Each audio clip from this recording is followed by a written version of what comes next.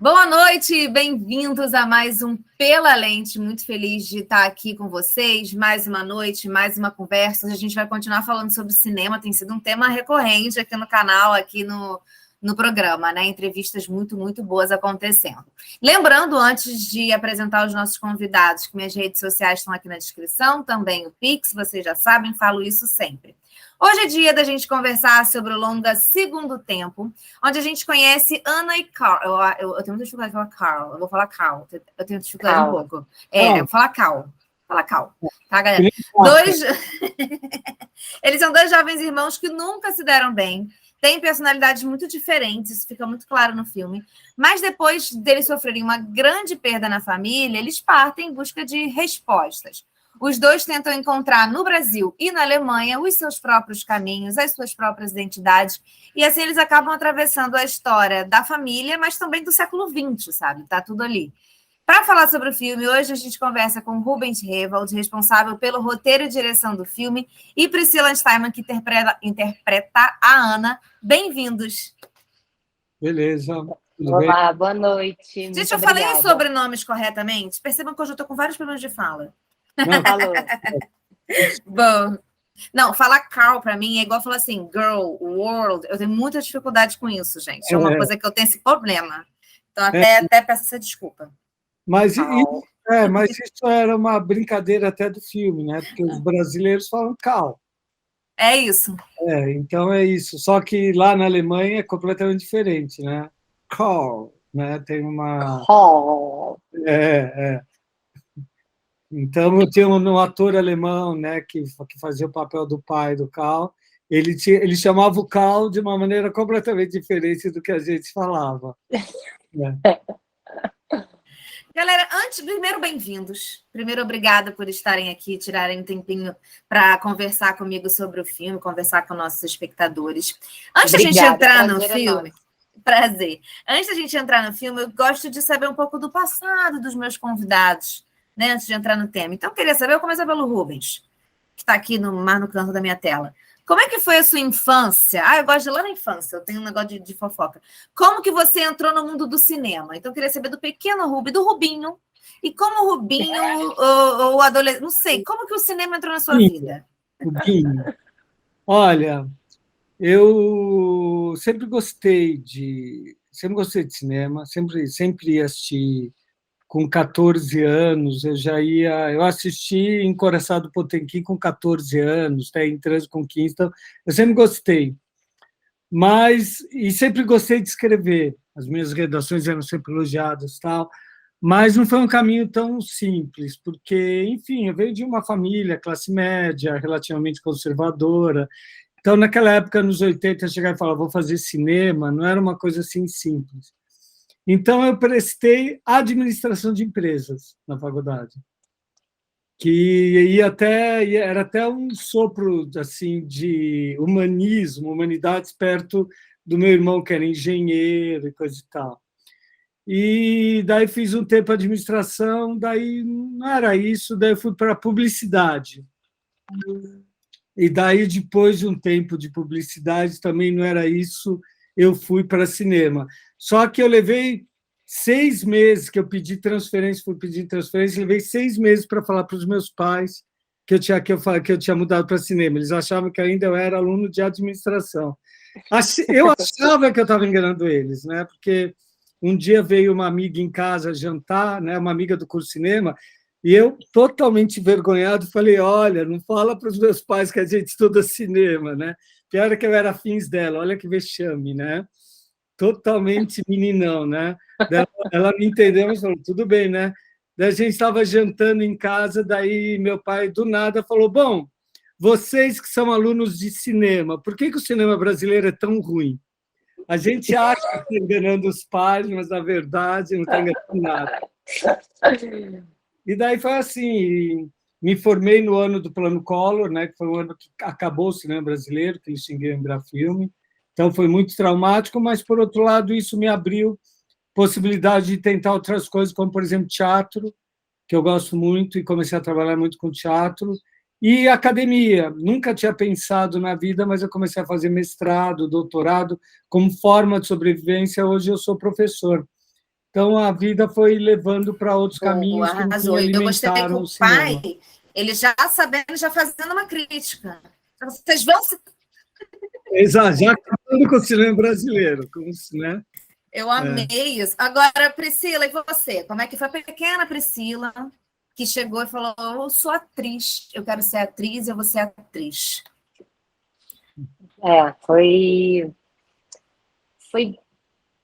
Foi através de um encantamento, eu acho.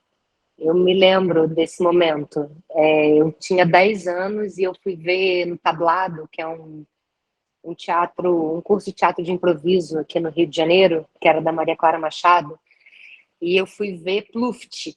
Meu pai me levou.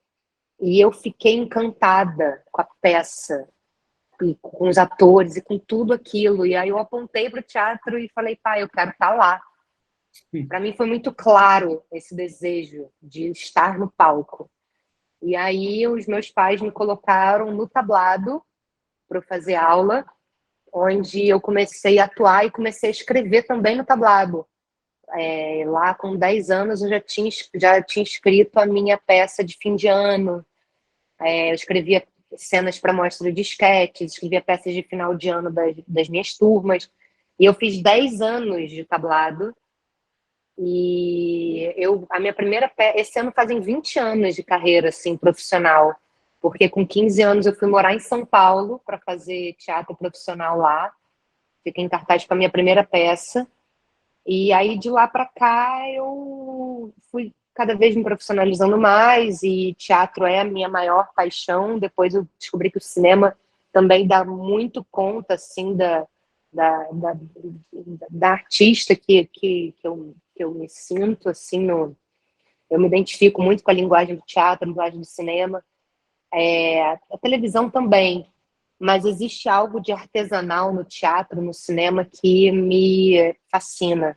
E eu gosto do coletivo, eu gosto de trabalhar em grupo, eu gosto de estar em equipe, eu gosto de gente. E aí eu fiz faculdade de teatro, bacharelado em interpretação, e eu sempre amei escrever.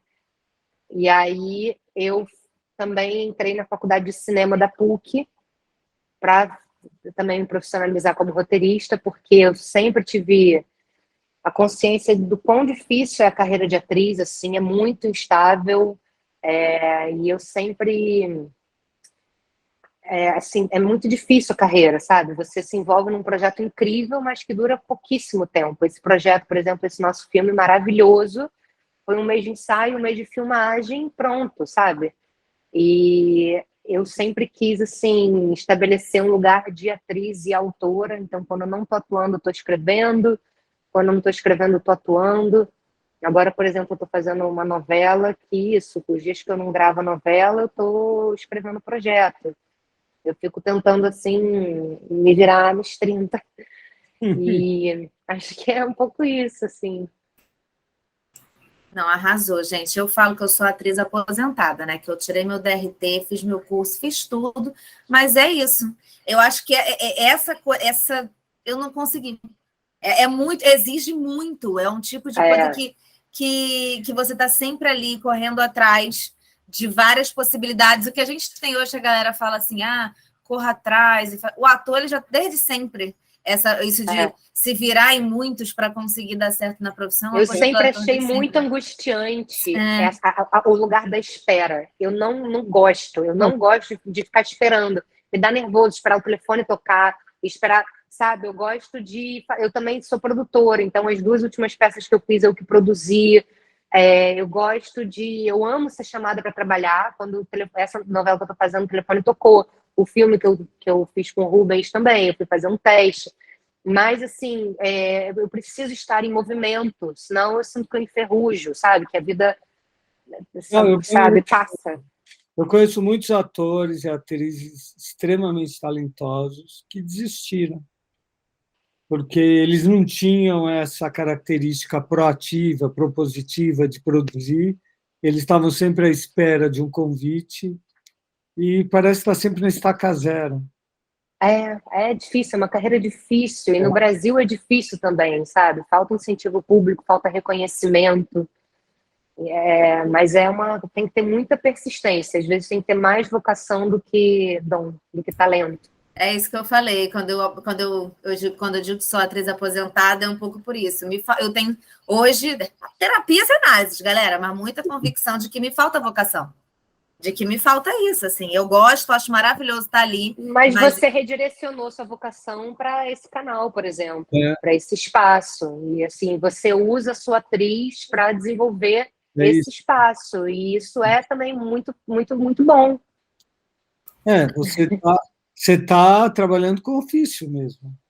Ai, amei. Já estou até melhor agora, galera, que eu sempre falo isso assim, reflexiva, já estou até melhor agora. Vamos falar de segundo tempo, porque a gente está aqui, quando eu vi, a gente já está fazendo nossas vidas aqui. Análise, O filme também tem uma coisa da gente refletir muito sobre a gente, né? E aí, vou chegar nisso já. Mas eu queria saber como é que foi o processo de construção do roteiro, e aí uma pergunta principalmente para o Rubens, porque você é de uma família de imigrantes, né? Como é que esse roteiro aconteceu? E o que tem de você ali nessa história também? Olha, de fato, eu sou filho de pai alemão, que fugiu, né? A família fugiu do nazismo na Segunda Guerra, ele saiu criança de lá, foi para a Bolívia, não veio direto para o Brasil, porque na época, no governo de Getúlio Vargas, o Brasil estava fechado, né, para os judeus. E do lado da minha mãe, a minha mãe é filha de mãe turca, quer dizer, minha avó é turca e meu avô é húngaro. Eles estavam casados, vivendo tranquilamente na Turquia, em 1920, quando o presidente da Turquia confiscou a terra dos colonos judeus, dos camponeses, e nacionalizou e falou: olha, mas vocês quiserem, eu dou para vocês umas terras lá no Brasil. Quer dizer, puseram uma troca maluca, eles saíram lá da Turquia e vieram para o Brasil. Eu sempre achei essas histórias legais, mas eu nunca dei assim uma bola assim em termos de identidade. Eu achava histórias de famílias legais, mas na minha cabeça eu nunca gostei muito dessa coisa de colônia, dos judeus ficarem aqui num cantinho, os italianos aqui, os japoneses, os coreanos, uma coisa meio fechada, um gueto. Então, eu sempre desprezei um pouco essa história de identidade. Desprezar não é a palavra certa, mas nunca dei tanta importância. Até que, de uns anos para cá, quando eu comecei a perceber a importância, no Brasil, hoje, de se reconhecer a nossa trajetória no Brasil, nossa história de passado colonial, passado escravocrata, e como isso acaba moldando o país, eu comecei a perceber que o mesmo acontece com a gente como indivíduo. Eu sou de uma família de exilados políticos, né? Eles vieram para o Brasil porque foram expulsos dos seus países. Então, isso faz parte da minha história, isso faz parte da trajetória, de certo modo, isso explica um pouco como eu sou. E se eu tenho consciência disso, eu consigo refletir melhor sobre os meus atos e sobre os meus erros, e não repetir erros, e pensar melhor o que eu faço daqui para frente. Então, a partir disso que eu comecei a pensar na história desse roteiro. Eu queria fazer algo um pouco biográfico, refletindo sobre essa minha história autobiográfica, mas, ao mesmo tempo, eu queria fazer uma ficção, eu não queria fazer uma autoficção, não é sobre mim. É inspirado um pouco nessas minhas percepções da importância da busca de identidade, mas eu criei uma história completamente ficcional. E também com uma preocupação que, cada vez mais, as pessoas estão envoltas numa nuvem de autocentramento, devido a todas as dificuldades da vida contemporânea, grana, profissão, relacionamentos, Instagram, Facebook, blá, blá, blá, política. Você está aqui no aqui e agora, no eterno presente. Ninguém mais olha para o passado e nem para o futuro. Então, por isso que eu acho que cada vez mais é importante realmente essa busca da identidade, essa busca da história pessoal e familiar, para a gente compreender que a gente não veio do nada, que fazemos parte de uma linha evolutiva e que isso é muito importante para a gente pensar o futuro também. E foi daí que comecei a pensar na história do roteiro. Muito bom. E aí, Priscila, como que você conheceu a personagem? Como foi construir essa personagem? O que que tem de Ana na Priscila, de Priscila na Ana? É uma pergunta que todo mundo faz, sim, mas eu sempre gosto dessa pergunta. Enfim, talvez seja o meu passado atriz. Eu sempre gosto de entender o processo de construir um personagem, quanto que a gente leva para ele e tal. Eu amo também esse assunto. Eu amo o processo criativo, adoro. Me interessa muito, porque a gente só vê ali o resultado, né? Na tela, então como que chegou até ali, eu também acho super interessante. Então, eu sou muito agradecida ao Cauê, meu parceiro de cena, que me apresentou para o Rubens. Eu fiz um outro filme com o Cauê, e aí ele me apresentou para o Rubens, aí eu li o roteiro, fiquei apaixonada pela Ana. Eu preciso viver esta menina, eu preciso fazer esse filme, eu acredito em eu entendo, eu vejo muito potencial nessa história, eu acredito, eu gosto de todos os temas que o filme traz, e fui fazer o teste do filme, ainda bem que eu passei, fiquei muito feliz quando eu passei, assim, tinha diversos desafios, porque justamente é uma personagem muito diferente de mim. O que tem em comum de nós duas, eu acho que é o fato de ter uma ascendência estrangeira. A Ana é filha de um pai alemão, eu sou filha de um pai russo, que veio para o Brasil com 7 anos e começou uma vida aqui, mas a minha família toda, eu sou meio que a primeira geração aqui no Brasil. Assim. Meu avô era polonês, minha avó era russa, minha outra avó era grega, meu outro avô era turco. Não tem ninguém aqui no Brasil. E meu pai é russo. Então, eu sempre... e esse é um assunto que me interessa, a busca pela identidade e as minhas raízes. Eu sou judia e acho que isso é o que eu tenho em comum com a Ana, assim, a nossa ascendência estrangeira, assim, ser filho de imigrantes. Que eu acho que em algum lugar todos nós somos uma miscelânea, né? Assim, uma pangeia, todos nós, assim, sabe? Eu acho que é muito reducionista você pensar que... Acho que todo mundo é imigrante, sabe? Todo mundo veio de algum lugar. E todo mundo está tentando uma vida melhor em algum lugar. Mas, assim, como personalidade, eu sou muito... Talvez também a paixão por livros, eu e a Ana, nós tenhamos isso em comum. Mas essa personalidade nossa é muito diferente. Eu acho que a Ana, eu sou muito solar, muito extrovertida, e a Ana é introvertida, ela é mais na sombra, ela é mais quieta, ela é mais calma, ela está atravessando um momento muito difícil da vida dela, está passando por uma depressão, e ela tem essa jornada no filme, né, de como ela se desperta para a vida, depois dessa depressão que ela está vivendo. Então, eu acho muito bonita a curva dramática dela. Eu acho ela uma personagem que está fragilizada, mas é muito forte. Ela é muito racional, ela é irônica. O Rubens fez uma definição que eu gostei muito, que ela é uma deprimida sarcástica. E ela é, de fato, ela tem uma comédia, mas é uma comédia na ironia, nas sacadas, na acidez, assim, que é um humor inteligente, né? Diferente do humor que o Cal traz. Eles são totalmente opostos, esses dois irmãos, o que torna a relação deles e a convivência deles muito interessante, porque sempre está saindo uma faísca dessas diferenças. E eu acho que o filme, que a Ana chega num lugar muito bonito no final, de um não final, de uma abertura, de uma esperança, sabe, de um despertar. Eu acho que tem uma coisa importante, que é um filme... A gente está falando aqui um monte de tema cabeção, né? Busca de identidade, tal, mas é um filme sobre os jovens. É um filme jovem. Jovens um pouco meio perdidos, tentando encontrar o seu lugar no mundo, o que hoje em dia é muito difícil, né? Com todos os obstáculos, dificuldades e coisa e tal. E com essa energia jovem meio, às vezes, desencontrada, meio caótica, eles vão aos trancos e barrancos encontrando esse caminho da maneira que lhes é possível. Eu amo a foto do cartaz do filme, que estão os dois Temos duas fotos, assim, né, de dois cartazes, mas um deles são os dois no aeroporto e a Ana de pijama.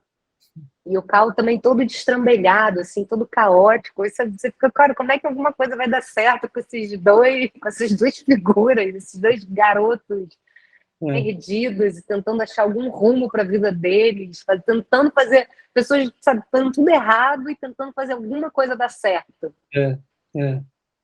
Então, no meio disso tudo, tem um certo humor também que vem dessa relação meio bagunçada dos dois. Total. E aí o filme mostra esses dois irmãos que são muito diferentes, né? E a sua personagem é bem mais próxima do pai, o personagem do Cal não, né? Inclusive, preciso dizer que vários momentos o personagem do Cal me irritou muito.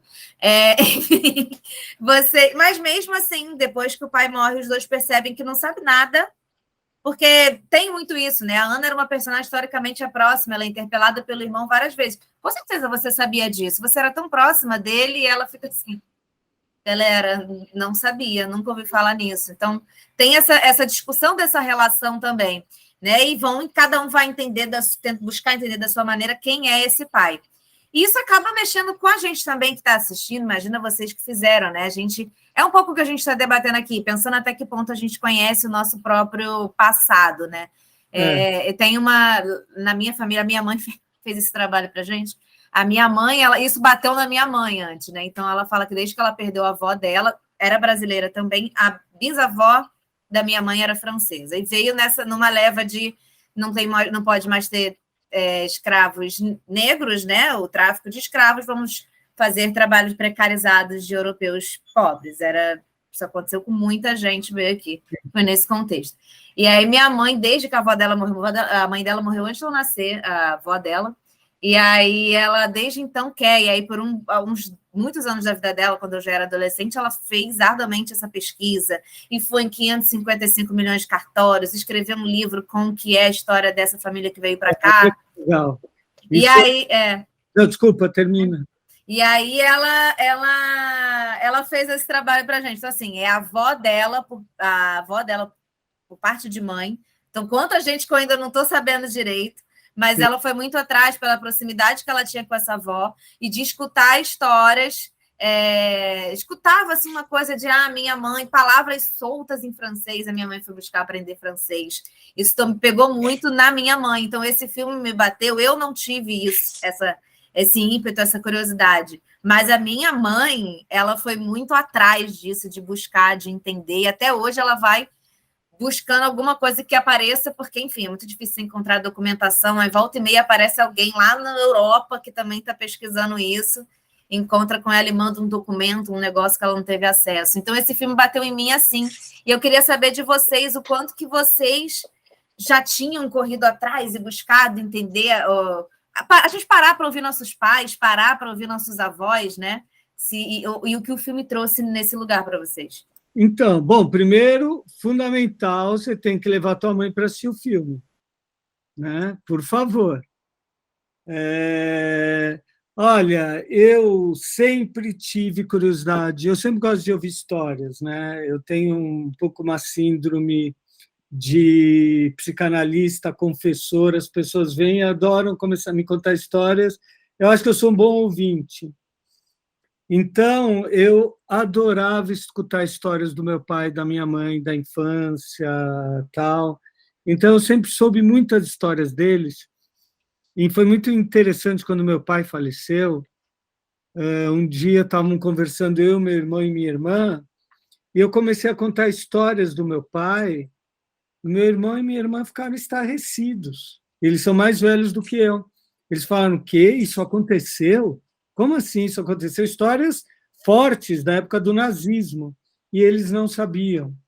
E isso acontece em muitas famílias. São Paulo é uma cidade de imigrantes, e muitos imigrantes vêm para cá querendo um pouco apagar a experiência que eles tiveram, ou talvez algum trauma, alguma coisa, querendo ver vida nova. Deixa o passado para trás. E isso é super compreensível. Todo mundo quer, às vezes, esquecer alguma tragédia, algum problema e começar do zero. Então, muitas histórias interessantíssimas, histórias que ajudariam a compreender muitas coisas, são soterradas. E eu acho que é sempre interessante esse caminho que a sua mãe fez. Quando o filme passou no Uruguai, num festival que, inclusive, a gente ganhou o prêmio de melhor filme latino-americano, quando terminou o filme, as pessoas super aplaudiram, tal, e veio uma mulher para mim e falou: nossa, amanhã mesmo eu vou ligar para o meu pai e para ele contar a história dele, porque ele está ficando velhinho, ele vai morrer e eu não sei nada do meu pai. Ela ficou em pânico, assim, que ela queria. Quer dizer, pânico estou exagerando, mas ela ficou muito, muito tocada e ela já queria saber, porque realmente acho que o filme toca nesse lugar, de que, nossa, eu preciso saber da minha história. Priscila, pode falar um pouquinho? Eu passei já por essa situação também que o Rubens está falando, de contar para os meus irmãos. Eu tenho 2 irmãos mais velhos, uma história do meu pai e da minha mãe, e eles não fazerem ideia, assim. Eu também adoro escutar essas histórias. Eu pergunto para as minhas tias, já perguntei, já ouvi as mesmas histórias várias vezes com detalhes modificados, né? Mas eu gosto de ouvir, eu gosto muito de saber. Eu acho que ajuda a valorizar aonde eu tô e reconhecer aonde eu tô, saber de onde eu vim, sabe? E meus pais falam muito que eles juntaram nada com coisa alguma quando eles casaram, que eram famílias muito pobres, vindas da Segunda Guerra, e eles não tinham, sabe, dinheiro para comprar móvel. Eram os móveis da casa do meu pai e da minha mãe, quando meu irmão nasceu, eram tijolos, eram pedaços de tábua, de madeira do lixo. E eu gosto de saber disso, para valorizar que, sabe, que hoje, tipo, eles educaram 3 filhos, com dignidade, sempre focado no estudo, no conhecimento. E eu reconheço muito o esforço dos meus pais para eu estar onde eu tô, sabe? Correr atrás do meu, assim. Hoje, por exemplo, eu adoro almoçar uma marmita. E as coisas não vêm do nada, sabe? Eu almoço uma marmita porque eu vi meu pai e minha mãe almoçando marmita a vida inteira e levando marmita pra gente, sabe? Do trabalho, porque eu saía da escola, não tinha com quem me deixar, eu ficava no trabalho com eles. Então era esse senso de identidade para mim é muito forte, porque faz parte de mim, faz parte de quem eu sou, sabe? Ou é consciente ou é inconsciente. E eu tenho os meus avós não contaram nada da história deles, porque eles chegaram no Brasil com um número do campo de concentração no braço. E eles esconderam isso por muitos anos, assim. Eu vi poucas vezes o número. E era um assunto impossível de ser perguntado, sabe? Eu não gostava de falar, e eu também nunca julguei, porque envolve muitos traumas, né? Eu fiz essa viagem, eu fui para os campos de concentração, eu morei 1 ano em Israel, eu estudei o Holocausto, eu frequentei movimento juvenil, que aconteceu por conta dos partisãs na Segunda Guerra. Eu tenho uma ideologia muito forte, assim, de vida, e eu acho que tem muito a ver com a minha identidade, assim. E também a desconstrução disso tudo, né? Porque eu acho que as pessoas rotulam muito, criam muitos preconceitos. Eu já ouvi 1000 vezes as pessoas, mas você é judia, você é rica, né? E tipo, não, cara, você não sabe nada da minha história, da história da minha família, sabe? Tudo que a minha família passou para estar aqui hoje, tudo. Então eu acho que ir atrás de suas histórias, de suas essências, né? Faz com que você não se rotule, não se subestime e também tire o preconceito com histórias de outras pessoas. Porque se você tem todas as superações que você viveu, as outras pessoas também têm. Respeita a minha história. Tem uma cena no filme, que é uma cena que eu gosto bastante, né? Também é fogo, né? O roteirista fala, eu gosto bastante, mas enfim, que é quando a Ana está buscando mais informações sobre o pai, e daí na cidadezinha que o pai nasceu, o pai morou, ela vai num restaurante e tem um velho proprietário do restaurante que ela julga mais ou menos da idade do pai, assim, um pouco mais velho, e ela começa a fazer perguntas para ele. E ela recém conhece Uma amiga. É neta desse homem, e essa neta serve de um pouco intérprete entre o velho falando em alemão, né? Elas falam inglês, e no fim isso vai ser legal porque vai criar uma afinidade, uma afetividade, uma conexão entre elas duas, e ela entra e ajuda a Ana nessa investigação. Essa cena aconteceu de maneira muito próxima que eu estava fazendo a pesquisa para o filme. Eu estava na Alemanha, né, pesquisando lá, e eu conhecia um rapaz alemão lá que tinha um avô que morou um tempo no Brasil e que tinha estudado numa escola nazista na infância. Então ele falou, daí quando ele soube do meu filme, você não quer falar com meu avô? Daí o avô começou a contar algumas histórias, o rapaz ficou boquiaberto. O avô contou coisas e ele tinha uma relação muito próxima ao avô, muito próximo. Eles eram muito queridos um com o outro, só que o avô contou para mim coisas, com a presença dele, que estava servindo como intérprete, que ele nunca tinha falado para o neto. E o neto ficou muito chocado, assim, com a vivência do avô, com as histórias que o avô tinha passado e que ele não sabia. Isso deu uma nova dimensão para o neto da relação dele com o avô. Então, essas descobertas, elas são muito importantes. Parece que abre um novo caminho aqui, né? Uma janela nova de compreensão do mundo. Muita coisa. Essa é a minha cena favorita do filme, essa também. E essa coisa da gente buscar conhecer nossos pais, nossos avós, a gente consegue entender muito de quem eles são, entender muitas atitudes que eles têm, né? Jeitos de ser, atitudes no dia a dia, você conhecer a história deles, dos nossos pais, avós, tios, assim, a gente, quando você aí você escuta, você olha a pessoa como hoje em dia e fala, agora tá fazendo sentido, agora entendi tudo. Tudo faz sentido, porque a gente é esse processo de construção, né? E sai desse lugar de julgamento, né? Exato. Para o lugar de acolhimento. De compreensão, né? Total. E eu queria saber como que foram as gravações na Alemanha, porque, enfim, vocês estiveram na Alemanha, conversaram com alemães, estiveram lá, vocês já tinham essas experiências lá antes, né? Então, o quanto que essas experiências anteriores de vocês e essa viagem especificamente para o filme não foi só uma coisa de precisamos da locação, mas também ajudou na construção do filme e da personagem, assim.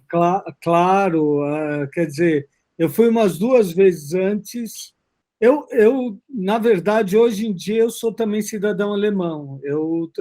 Mas eu tirei passaporte e tal, né? Mas na época eu estava em processo, ainda não era. Eu nunca tinha ido para a Alemanha antes, porque o meu pai era muito traumatizado com a Alemanha. Ele nunca ensinou alemão para a gente, nunca quis ir para a Alemanha, voltar, nada. Então, eu também não... Mas daí, quando começou a pintar a história do filme, eu resolvi ir. E também era importante ir no Festival de Berlim para fazer contatos com possíveis produtores, coprodutores. Então, eu comecei a ir algumas vezes, né? E é muito importante, quando você vai filmar num país, conhecer o mínimo do país, né? Para não ficar também uma visão muito estilizada, né? Muito clichê. Né? O alemão ele é um povo duro, um povo assim, um povo tal. Não, você tem que conhecer um pouco, saber histórias, ouvir, perceber, olhar como as pessoas se relacionam. Né? Por exemplo, tinha uma cena que, nessa cena, que é a cena favorita minha e da Pri, que no final da cena ela abraça o velho alemão, né, e dá um beijo. Quando eu mostrei essa cena para os alemães, eles falaram: você está louco? Imagina um velho se deixar abraçar, beijar por uma garota que ele nunca viu na vida. Isso não acontece. Mas eu queria que acontecesse. Daí também a coisa da arte. Então, a gente fez de um modo que juntou um pouco as duas coisas, o meu desejo com a verossimilhança. Então, quando ela dá o beijo, o cara leva um susto. Mas é também uma atitude super brasileira, né? Depois de acabar uma conversa tão confidencial e íntima, você o brasileiro é muito do toque, né? Exato. Ela vai lá dar um beijo, ela talvez dá um beijo que a neta nunca deu um beijo nele assim. Então, mas a gente trabalhou, o ator maravilhoso. Maravilhoso. Ele, de uma maneira sutil, ele leva um susto, né, por essa proximidade física como estranha, mas ele sorri, porque para ele também foi uma experiência forte e ele aceita. Então, mas é muito importante essa pesquisa, esse laboratório no país. Você descobre muitas coisas que ajudam a tornar mais complexo, mais sofisticada a história. Oi? Eu acho que eu não estou te ouvindo. Não, pode ir, Pri. O quê? Desculpa. Não, responder também como que foi estar na Alemanha, tanto anteriormente como para o filme, para você construir a sua personagem. Sim, eu tinha preconceito de ir para a Alemanha, justamente por conta do nazismo. E eu, como judia, era um país que não estava no meu radar. E acabou que eu fui em um momento, por conta de um filme também, que eu estava ajudando a produzir, e até ajudei ao filme ser rodado no Museu Judaico de Berlim, que é um prédio super bonito, um projeto arquitetônico lindo. E, enfim, eu fiz todo... Mas foi difícil para mim, assim, eu fui na Sinagoga da Noite dos Cristais, mas foi interessante, eu tive que me permitir ultrapassar o meu preconceito, sabe? E aí foi a primeira vez que eu fui para a Alemanha, assim, nesse lugar. E aí, com o filme, eu conheci cidades que eu não conhecia. Eu não conhecia Frankfurt e eu não conhecia Tübingen, que é onde passa a maior parte do filme. E eu amei essas duas cidades. Frankfurt tem uma rua só de museus. E cada quarteirão tem um museu. Eu me lembro que a gente teve, sei lá, meia diária livre. Eu passei a diária nesses museus, assim. Museu do... Cara, tava até toda uma exposição do Rubens, lembra, Rubens? Lembro. A cidade toda tomada por Rubens. E a gente lá com o Rubens. Foi muito legal. E depois Tübingen é uma cidade universitária. E tem uma coisa de bucólica na cidade. É uma cidade que inspira poesia e é muito bonita a cidade, assim, sabe? Eu me lembro que também a gente teve alguma folga que eu fui no Museu Histórico. A gente foi na Floresta Negra, se lembra? A gente foi na Floresta Negra quando acabaram as filmagens, que era ali do lado, que foi um passeio incrível. Eu uso esse boné até hoje, da Floresta Negra. E aí eu me lembro que numa folga que a gente foi jantar, os estudantes da cidade, que é uma cidade com muitas universidades, ao invés de estarem no celular, estavam jogando xadrez. E eu achei isso assim, você começa a pescar, sabe, a cultura do lugar nesses pequenos detalhes de hábitos das pessoas. E eu me lembro disso, assim, de eles conversando, ninguém pegava, não tinha celular nenhum, mesa nenhuma, e as pessoas estavam realmente conectadas, olho no olho, ou jogando xadrez, ou jogando cartas, jantando, comendo. E eu amei trabalhar na Alemanha, eu amei trabalhar na Europa, eu amei conhecer artistas de outras etnias. E tem uma cena do filme super interessante também, que eu adorei a escalação, que foi escalado, né, o barman, tem uma cena na boate. Um ator turco alemão. Que era um ator turco alemão. E eu achei muito maravilhosa essa escalação, assim. E o filme tem isso, o filme é um filme contemporâneo. Então, você tem características de contemporaneidade e da coisa urbana, assim, no filme, assim. É um filme que está atento, sabe, ao seu tempo. Isso é uma questão, para mim, muito, muito tocante, que é falar sobre a vida nas grandes cidades, né? O filme ele tem realmente dois tempos muito distintos. Primeiro tempo em São Paulo, segundo tempo na Alemanha, e daí vai de São Paulo para Frankfurt, para Tübingen, né? Vai cada vez indo para uma vila é um road movie, de certo modo, né? Sim. E road movie é sempre, né? É uma das características do gênero. É um deslocamento espacial acompanhado de um movimento de descoberta interna. Então, é um movimento externo que provoca um movimento interno. E esse, de um certo modo, é o esquema do filme. E aí a gente pode dizer que esse filme, enfim, algumas coisas estão em aberto, né? Algumas conclusões ali vão ser tiradas pelo espectador, os próprios personagens estão digerindo ainda essas descobertas para entender a que conclusões vão chegar. E eu queria saber um pouquinho de vocês, enquanto cineasta, enquanto atriz, a importância de filmes assim, em que as coisas não estão tão dadas. Eu até já tenho uns bons anos, mas até uns bons anos atrás, eu morria de preconceito com filme assim. Por quê? Fui criada vendo filme de Hollywood, Disney, que já está tudo dado para mim ali, já está pronto, entregue. Se não tem um final, eu já aguardo a segunda edição do filme, já aguardo a continuação. Depois de um amadurecimento, aí eu hoje em dia já acho fácil, já é o contrário. Eu acho que vou dar minha opinião, aí vocês vão falar de vocês. Eu acho que tem uma coisa da gente aproveitar e aí é para a vida, filosofando, que é para a gente aproveitar o andar do filme. O andar do filme, ele diz muita coisa. O final é indiferente, porque o andar do filme é o que importa, o que ele está te passando ali. E esse filme me trouxe muito isso, assim. Claro que você tem momentos que você fala, meu Deus, o que será? Tem essas coisas, mas, assim, no fim das contas, a conclusão é indiferente, porque tudo isso que a gente está falando aqui, a entrevista inteira, é o que vale, né, do filme. Mas aí, minha opinião enquanto espectadora, queria ouvir um pouquinho de vocês também. Eu acho legal que a história, assim, quando você fala, são dois irmãos que vão atrás de respostas, mas o que eles encontram são perguntas. Isso que é interessante, porque na vida real a gente não sabe. A gente acha que a gente sabe, a gente acha que a gente tem o controle, mas a gente não sabe de nada, a gente não controla nada, a vida é imprevisível, e isso que torna a vida viva. Isso que faz a gente acordar todo dia e viver, porque a gente só tem a nossa parte por fazer. O resto a gente não sabe. Então a gente tem que ir seguindo o nosso percurso, assim, sabe? Mantendo nossa integridade e objetivo, mas também permeado, assim, a gente é permeado pelos acontecimentos da vida o tempo todo, né?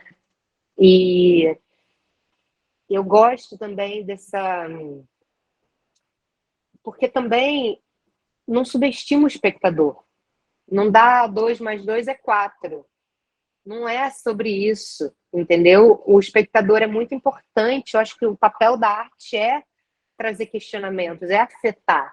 E para você afetar, você atravessa lugares, né? E o caminho, o percurso, como você falou, é mais importante do que aonde você chega. Assim, acho que vocês duas falaram exatamente o que eu acho. Só para complementar, eu sempre gostei muito de ambiguidade, né? Porque a ambiguidade é isso, você não tem a resposta, você tem que ficar refletindo, mas calma aí, pode ser isso, pode ser aquilo, calma aí. Então, isso tanto nas peças que eu escrevi no teatro como nos filmes, isso para mim é um pouco uma profissão de fé mesmo. Eu gosto que o espectador, quando termine o filme, continue refletindo sobre o filme. Sabe, terminou o filme, a gente gosta de brincar, terminou, agora vamos comer uma pizza, né? Bem São Paulo, e na pizzaria as pessoas, no fim, têm que falar sobre o filme, porque aquilo está martelando na cabeça. Então, a experiência continua, a experiência não se encerra na sala de projeção, a experiência continua ainda por horas, dias, quem sabe pela vida.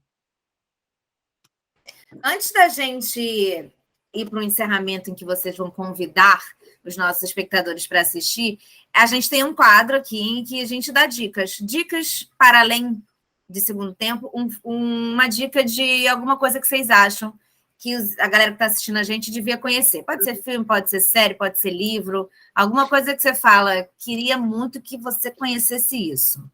Quem quer começar? Vai, Piri, você começa. Não, pode você, porque eu quero confirmar o nome do título, para não dar errado o nome da autora. Tá. Espera aí que eu vou pegar.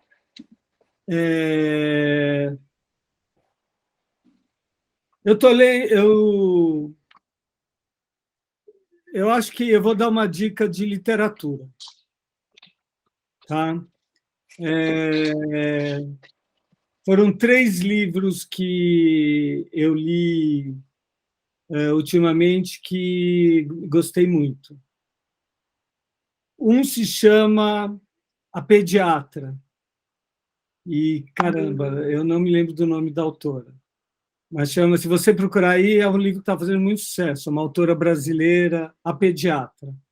É um livro incrível do ponto de vista... Andréa Del Fuego, é ela? Andréa Del Fuego. O outro livro que eu estou lendo agora é também de uma autora que também mistura um pouco poesia, mas é prosa, chama... Calma aí que eu estou com o livro aqui. Vai falando que eu vou pegar o livro. Eu justamente quis ir pegar o livro que estava logo ali na minha bolsa.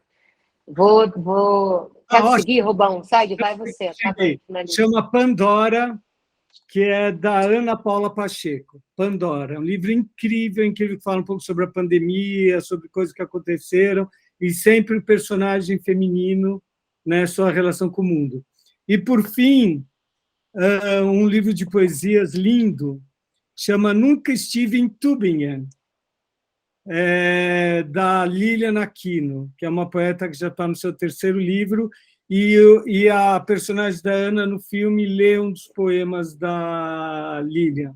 Uma cena hospital para o pai, é linda essa cena, é lindo esse poema. Então, A Pediatra, Pandora e Nunca Estive em Tübingen.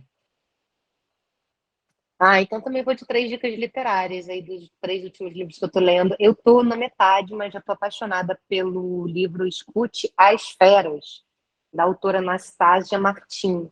Eu não sei se eu estou falando certo o nome dela, mas como eu também, às vezes, sou Steinman, fica tudo a mesma conta. O que eu estou gostando desse livro é sobre uma antropóloga francesa que está fazendo um trabalho na Rússia e ela é atacada por um urso. Essa história é verídica. E o urso come parte do maxilar dela, e enfim. E eu estou num lugar do livro muito interessante, que o livro é meio que um diário, assim, do relato dela. É bem, bem desenvolvido, assim, tem um senso de humor, uma acidez, e ao mesmo tempo fala sobre, assim, né, fazendo uma metáfora que eu acho que tem a ver com o papo que a gente está tendo, sobre o que das experiências que a gente vive ficam na gente. Porque ela fala algo sobre, tipo assim, o urso, ela brigou com o urso comeu uma parte do corpo dela, e será que uma parte do urso também ficou nela? Que com certeza uma parte daquelas... E eu acho que a vida é muito assim, as experiências ficam um pouco na gente, né? Eu acho até quando você interpreta um personagem, um corpo de uma personagem é um corpo de uma pessoa. Aquele corpo passou por histórias, passou por traumas, passou por alegrias, passou por experiências. E você vai dar vida a esse corpo, né? A Ana, por exemplo, ali o corpinho dela, assim, sabe? Aquela menina, tudo que ela passou, assim, essa memória toda. Enfim, estou gostando muito desse livro, Escute as Feras. E vou falar do último livro que eu li também, que eu gostei muito, chamado A Caixa Preta, do Amos Oz, que é um autor que eu adoro. E, nossa, eu adorei. É um romance epistolar, eu adoro romances epistolares, que é através de troca de cartas. O que eu mais gosto do livro é como ele, de fato, encarna os personagens na embocadura das falas. E isso, assim, como roteirista, né, isso é um traço muito importante no como aquela pessoa fala. E, Sim. bom, vou ficar por aqui. Acho que... e tem um outro livro também que eu lembrei do nosso filme, que é um livro da Tatiana Salem Levy, que foi o primeiro livro dela, que ela conta a chave de casa. A chave de casa. Esse que livro ela fala... Te inspirou? eu li há muitos anos atrás, mas esse livro me marcou. Eu acho que porque ela fala, ela vai até a Turquia Isso. Atrás da história da família dela, atrás da história do avô dela. E eu acho que é um livro que talvez poderia ter a ver com o nosso filme, assim. Tem sim, tem sim. Muito bom. A minha dica é uma... Não é literária, gente. Por quê? Porque eu estou demorando 3 meses para ler um livro. Eu vou fazer uma confusão. E aí é uma série, que eu já vi tem um tempo também, mas saiu vídeo no canal agora, há pouco tempo, que é uma série chamada Ricardo Forte, o Comandante. Conta a história, são 4 episódios documental, de um cara que é herdeiro muito milionário, que eu nunca ouvi falar, mas aparentemente ele era muito famoso na Argentina, e era herdeiro de uma grande fábrica de chocolate que eu também não conheço, mas que é muito famosa na Argentina. E eu acho isso impressionante porque a Argentina está aqui do lado, e ele era muito famoso. E aí conta a história desse cara. E embora eu me senti culpada por estar, no final das contas, emocionada, chorando por um branco milionário, sim, mas, ao mesmo tempo, é muito interessante da gente ver como o cara financeiramente tinha tudo, mas psicologicamente ele era cheio de problemas e todas as buscas dele, ele buscava essencialmente ser famoso. Ele queria ser famoso. E ele fez de tudo, inclusive muitas cirurgias plásticas para ser famoso. E ele conseguiu ser famoso e morreu jovem, com 45 anos, em uma das cirurgias, que não foi essencialmente... Acho que a cirurgia que matou ele não foi plástica, era um problema no joelho, ele foi botar uma prótese, que veio decorrente de uma série de coisas, problemas que ele fez com o próprio corpo ao longo da vida. E aí ele teve uma parada cardiorrespiratória. Mas você vai acompanhando a série, você vê que, no fim das contas, todas essas atitudes, inclusive esse desejo insano apenas por ser famoso, e ele faz de tudo para isso, assim, dentro ali do meio, usa do dinheiro que ele tem, que não é pouco, para tentar entrar no show business argentino de todas as formas. Você vê que é alguém que quer atenção. Ele queria atenção, queria que alguém parasse, prestasse atenção nele e tal. Claro, tem todas as questões que a gente pode trazer pelo fato dele ser rico, ele tinha consciência e muita sabedoria de que ele tinha muito dinheiro e podia comprar o que ele quisesse, então tem essas problemáticas, mas tem isso, é interessante, acho que, para a gente entender quem é esse cara, assim, e além do que se via na TV. Então, achei bem legal. Ricardo Forte, o Comandante, um cara que eu nunca ouvi falar aqui no Brasil, mas qual plataforma? Star Plus. E aí, eu achei bem interessante de assistir por causa disso, de todas essas nuances de um cara que a galera conhecia através da fama, e que, no fim das contas, para mim, a sensação é essa. É um cara que tinha tudo, inclusive ele conseguiu ter a fama que ele queria, mas estava tudo ali, era apenas alguém que queria atenção e carinho, e olhem para mim, assim, e aí é triste, por causa disso, acaba sendo bem triste. Enfim, eu queria, antes da gente terminar, que vocês convidassem nossos espectadores para assistir, está estreando hoje nos cinemas, né, quando esse programa, vamos falar a verdade aqui para nossos espectadores, o programa está sendo gravado, sim, está indo ao ar no dia que o filme estreia, e por isso estou falando hoje. Somos sinceros aqui, muito transparentes com os nossos espectadores. Enfim, convidem. Bom, então, gente, dia 16 de março, hoje, estreia o segundo tempo. Eu tenho certeza que grande parte de vocês vai se identificar com o filme e vai se emocionar. Eu acho que é um trabalho delicado, é um trabalho honesto, é um trabalho sensível, e, acima de tudo, um filme super contemporâneo que está falando das coisas do hoje, do aqui e agora. Então, vão lá assistir, que vale a pena, vocês não vão se arrepender, e viva o cinema brasileiro e viva a cultura brasileira. Amém. Queria convidar todo mundo, para você ir sozinho, para você ir com seu companheiro, para você ir com a sua família, para você ir com a sua mãe, irmão, ver o filme Segundo Tempo, que está em cartaz a partir de hoje, em todo o Brasil. É um filme lindo, é uma poesia urbana, é um filme que você vai se identificar em alguma maneira, você vai gostar, você vai se emocionar, e principalmente tem tudo para você sair transformado dessa experiência cinematográfica. Então, assista Segundo Tempo hoje nos cinemas. E eu queria fazer um convite especial para a mãe da Manu, que tem o filme, vai se identificar bastante. Verdade, eu lembrei muito dela, assim, ao longo de todo o processo da busca desses irmãos, ela estava sempre ali na minha cabeça. Importante lembrar que a primeira semana do filme em cartaz é essencial, eu não canso de falar isso aqui, porque é isso, o que vai definir se o filme segue em cartaz, se mais pessoas vão poder assistir ou não, é a primeira semana. Então, quem puder ir de cara, importantíssimo, porque, enfim, cinema brasileiro disputa com coisas muito grandes nas salas de E cinema, vai, né? gente, ao invés de você ouvir spoiler, você dá o spoiler, É entendeu? isso. Seja vingativo, seja vingativo. Obrigada, Priscila. Obrigada, Rubens, por terem Imagina, obrigada a reservado uma você. horinha do dia de vocês para a gente conversar. É isso, sucesso para o filme para vocês. Obrigada. Valeu, gente. Beijo, gente. Obrigada. Tchau. Beijo. Beijo. Tchau.